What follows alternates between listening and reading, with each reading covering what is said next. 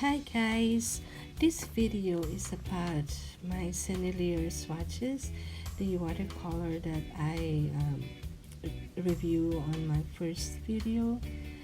I didn't show here the whole process of swatching because it's quite long, and this process is like, as we call it, it's glazing. There's a you put more pigment on top of the same color to make it more saturated.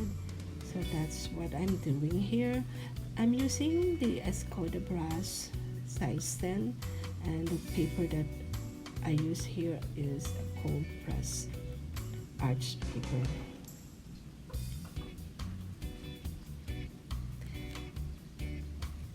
So as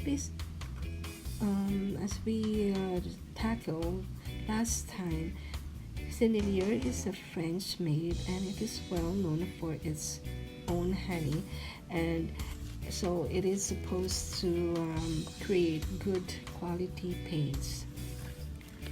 Yeah.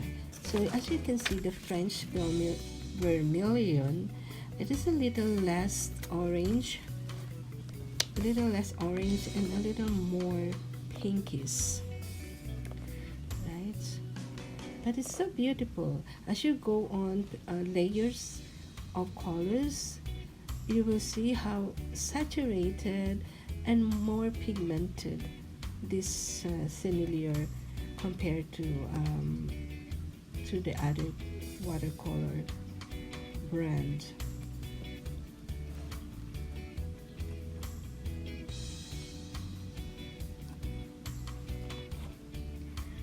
So I keep putting more color on top and here.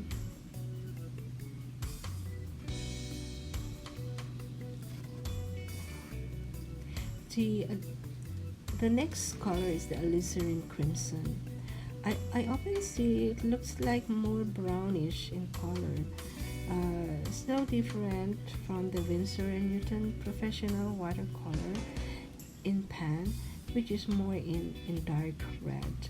But in here, the alizarin crimson is more of a brownish color. So they have a slightly different, or maybe really different from the other kind of brand to the other brand. But it's all beautiful for me. The carmine, the colors behaves well, as you can expect from an artist quality paint. So it's really beautiful here. Plus the quinacridone red is more lighter in use. So some colors in here are more intense in pigmentation than the Winsor & Newton and Sminke. Winsor & Newton and Sminke is a different kind of brand, also of a watercolor, professional watercolor. The Opera Rose here, it's really the Opera Rose, the red and the purples are they're very difficult color because they are very hard to assure light fastness.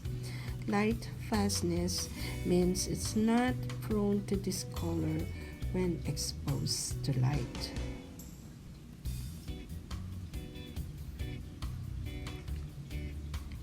So few things about the Sennelier. It always remains good in glazing.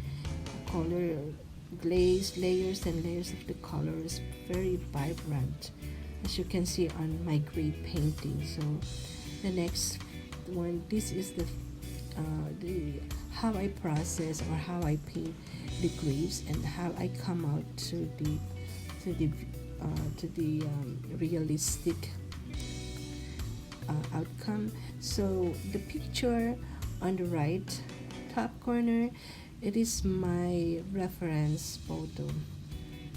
That's the one that I as my model.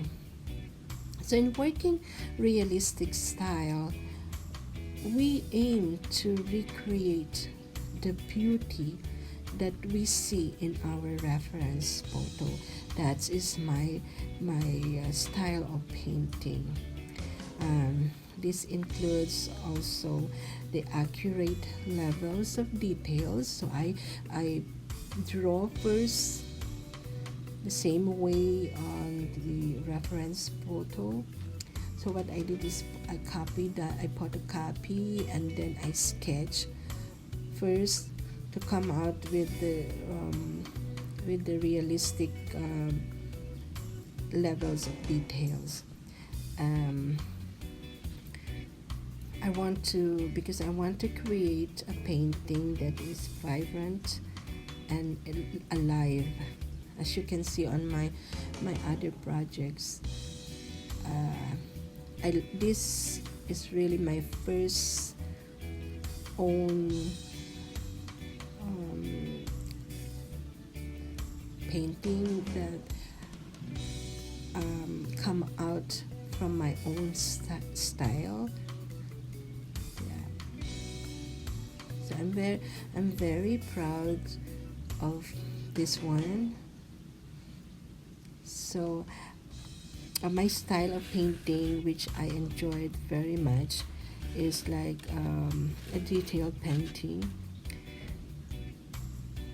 It's also one technique is to preserve the lightest area of the subject, and then I work on the darkest, and then the mid-tones. So what I did is I first go to the lightest tone, and then after the lightest tone of the subject, I go to the darkest tone, and then on the mid-tones, and then repeat this as further layers until the darkest area of the composition are as dark as possible.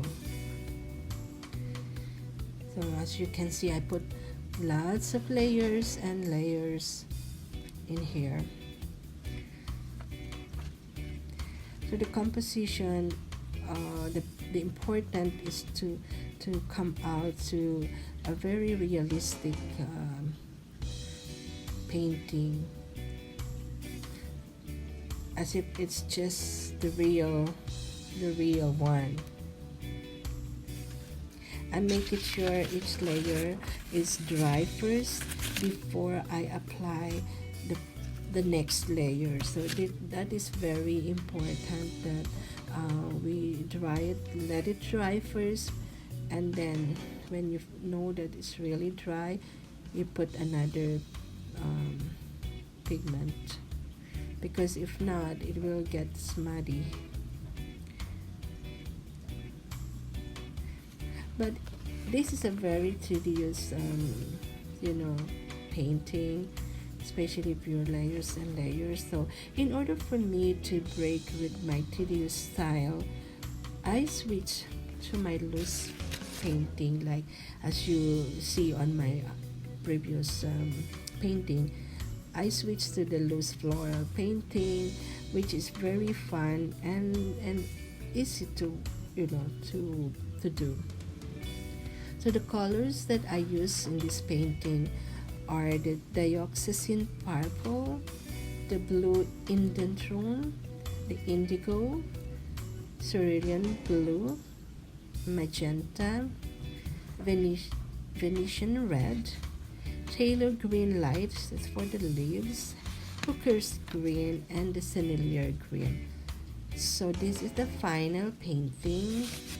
So thank you for watching, and please subscribe for the next video. Bye bye.